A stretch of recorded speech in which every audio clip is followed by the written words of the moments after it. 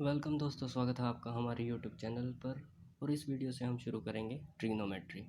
दोस्तों, ट्रिग्नोमेट्री एक ऐसा टॉपिक है जो ज़्यादातर स्टूडेंट्स को टफ लगता है, लेकिन अगर आप हमें रेगुलरली फॉलो करेंगे तो आपको यह टॉपिक काफ़ी आसान लगने लग जाएगा।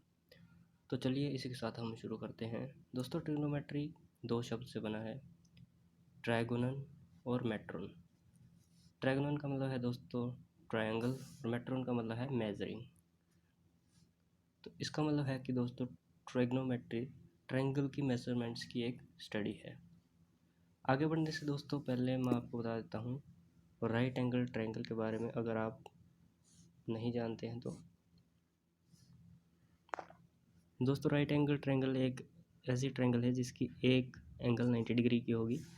इसके सामने वाली साइड को हम हाइपोटेन्यूज कहते हैं, एक साइड को हम बेस और एक को परपेंडिकुलर। इसकी एक प्रॉपर्टी भी होती है दोस्तों, जिसके अकॉर्डिंग एच का स्क्वायर यानी हाइपोटेन्यूज का स्क्वायर इज इक्वल टू होता है P square plus B square. इसे हम पाइथागोरस थ्योरम भी कहते हैं। यह आपने पहले पढ़ा होगा। तो चलिए दोस्तों, अब हम शुरू करते हैं ट्रिग्नोमेट्री का पहला टॉपिक, ट्रिग्नोमेट्रिक रेशियोज।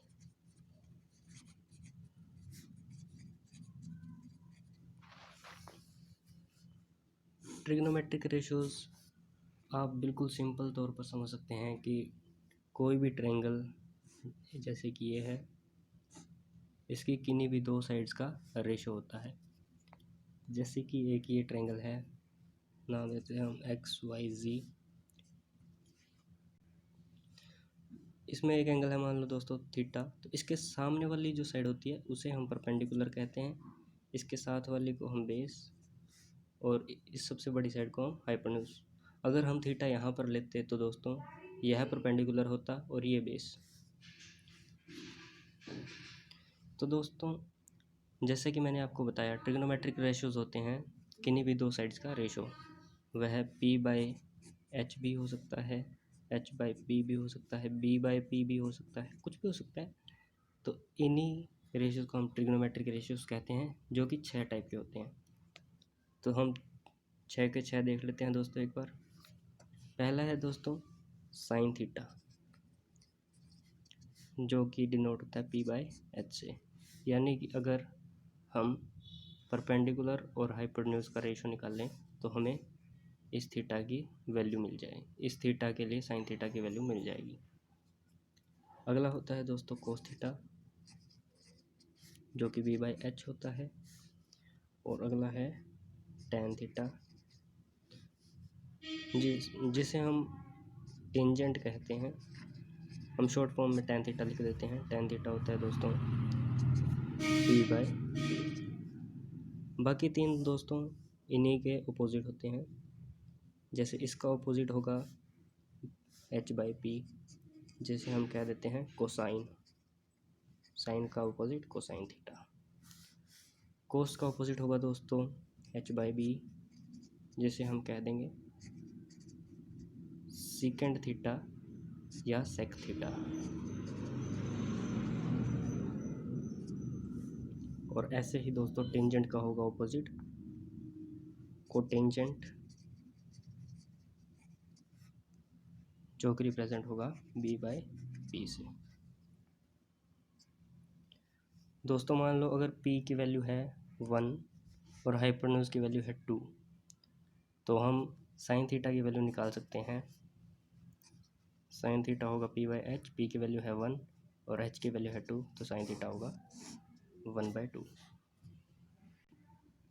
दोस्तों, मैं आपको एक काफ़ी इंपॉर्टेंट चीज़ बताने चाहूँगा।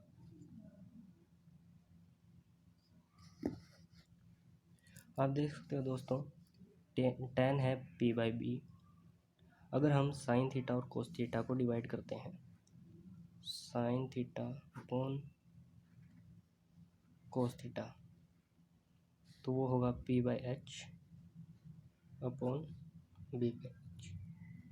एच से एच हम कैंसिल कर सकते हैं, तो वो आएगा p बाई बी।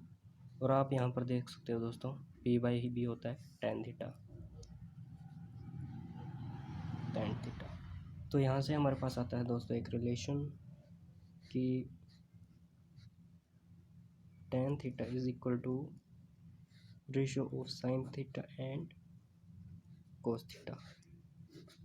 दोस्तों ये काफ़ी इम्पोर्टेंट रिलेशन है जो आपके काफ़ी काम आएगा आगे न्यूमेरिकल्स में, इसे आप नोट डाउन कर सकते हैं। दोस्तों अब मैं आपको एक ख़ास बात बता दूं कि जैसे ये एक ट्रायंगल है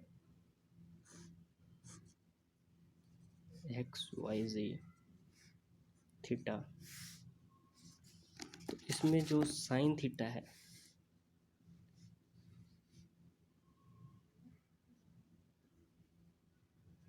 वो p/h है। लेकिन मैं एक बात बता दूं दोस्तों कि वह इन दोनों पर जो साइन थीटा की एक पार्टिकुलर वैल्यू होगी थीटा पर, कोई भी थीटा पर, वो p और h पर डिपेंड नहीं करती है। इसका मतलब क्या है कि अगर एक ये ट्रायंगल है और एक और ट्रायंगल है कुछ इस प्रकार की, अब आप देख सकते हो कि यहाँ पर भी मैं एंगल सेम रख रहा हूँ थीटा, लेकिन साइड्स का रेशियो चेंज हो चुका है। तो यहाँ पर जो हाइपोटेन्यूज है वो भी बड़ी हो चुकी है, पी भी।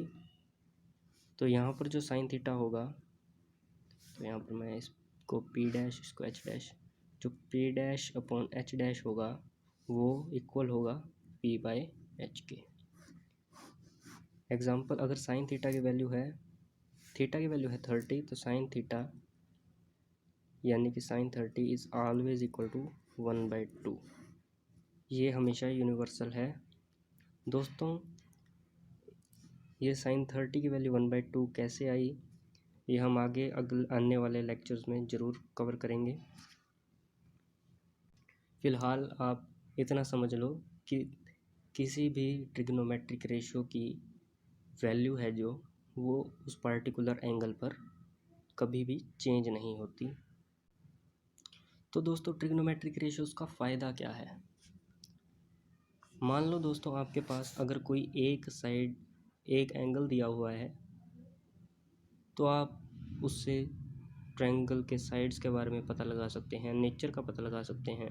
अगर आपको दो साइड दी हैं, मान लो जैसे पी और एच, या साइन 30 की दिया हुआ है कि ये साइन 30 है, ये एंगल 30 है, तो आप साइड्स निकाल सकते हो, उनकी मेज़रमेंट कर सकते हो। इसी से रिलेटेड एक क्वेश्चन कर लेते हैं दोस्तों। क्वेश्चन लेट्स से यही ले लेते हैं, यू आर गिवन साइन 30 और साइन ए। हमारे पास एंगल की वैल्यू नहीं है, हमें सिर्फ एंगल का नाम दे दिया a, equal to 1/2। Find all other trigonometric ratios. तो ये कह रहे हैं कि सभी दूसरे, जैसे कि साइन ए है तो कोस ए और टैन ए, कोट ए, सभी की वैल्यू निकालो। तो चलिए कर लेते हैं, ये ट्रायंगल एक बना लेते हैं। ए, इस एंगल का नाम है बी और सी। तो दोस्तों अगर ये एंगल है तो इसके सामने वाली साइड होगी परपेंडिकुलर, जिसे हम इस साइन से भी डिनोट कर सकते हैं, परपेंडिकुलर। ये होगा बेस और ये होगा हाइपोटेन्यूज। तो दोस्तों हमें साइन ए यानी कि साइन ए दिया है, यानी कि पी बाय एच दिया है 1/2। तो हम पी को मान सकते हैं 1 और एच को मान सकते हैं 2। वैसे अगर हम रियलिटी में बात करें दोस्तों, तो जो परपेंडिकुलर होगा वो इनका मल्टीपल होगा। इसका मतलब है कि परपेंडिकुलर 1x होगा कुछ रियलिटी में और हाइपोटेन्यूज होगा 2x। लेकिन हमें इनकी वैल्यूज़ नहीं निकालनी है, हमें सिर्फ दूसरे ट्रिग्नोमेट्रिक रेशियोज़ निकालने हैं। इसलिए रेशो में क्या होता है दोस्तों, जैसे ये 1x है और ये 2x, तो 1x अपॉन 2x, x से x कैंसिल हो जाता है, तो हम सिर्फ ये रख लेते हैं। तो मैंने आपको दोस्तों हाइपोटेन्यूज थ्योरम के बारे में बताया था, जो कहती है H square is equal to B square plus B square. तो दोस्तों h की वैल्यू हमें दी है कितनी, 2। तो 2⁻² इज इक्वल टू p, यानी कि 1 square is equal to plus B square. तो 4 equal to 1 plus B square. तो बी स्क्वायर क्या होगा दोस्तों, 4 में से 1 चला जाएगा तो 3। तो b क्या आएगा दोस्तों, √3। तो दोस्तों अब हमारे पास h की वैल्यू आ चुकी है 2, p की वैल्यू आ चुकी है 1 और b की वैल्यू आ चुकी है √3।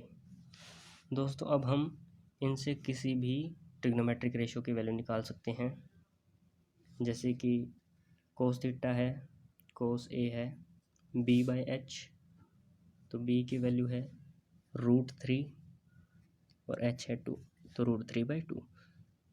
समझे? ऐसे ही tan की वैल्यू होती है। tan की वैल्यू अब हम दो तरीक़ों से निकाल सकते हैं। मैंने आपको बताया था tan होता है sin अपॉन cos। sin की वैल्यू थी 1/2 और cos की वैल्यू है √3/2, तो 1/√3। अगर आपको यकीन नहीं आता तो हम प्रूफ कर लेते हैं। tan होता है दोस्तों p/b, तो p है 1 और b है √3। तो यहाँ से हम देख सकते हैं कि हमारा जो डेरिवेशन था वो बिल्कुल सही था। दोस्तों अगली वीडियो में हम इससे रिलेटेड कुछ अच्छे क्वेश्चंस बेसिक से लेकर हार्ड तक सबको कवर करेंगे। अगर आपको कोई डाउट है या कुछ और जानना चाहते हो तो आप हमें कमेंट कर सकते हो और पूछ सकते हो, हम उस पर वीडियो ज़रूर बनाएंगे। Thank you and stay safe.